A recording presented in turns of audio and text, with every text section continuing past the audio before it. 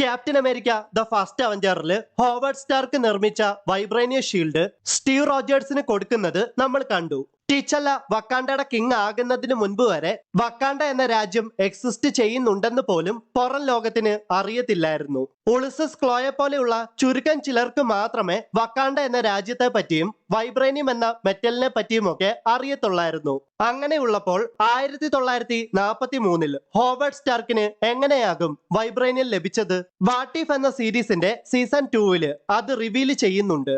King T'Chaka of the African Kingdom of Wakanda. Your Highness, it's a pleasure. Your father was a great ally to us during the war. Yes, I understand you even donated some vibranium to your efforts. Yeah, we made a shield out of it. We lost it in the Arctic, but other than that, things turned out pretty well. Hey! അതായത് വാറിന്റെ സമയത്ത് ടീച്ചല്ലയുടെ grand father vibranium നൽകി അമേരിക്കയെ സഹായിച്ചിട്ടുണ്ട്.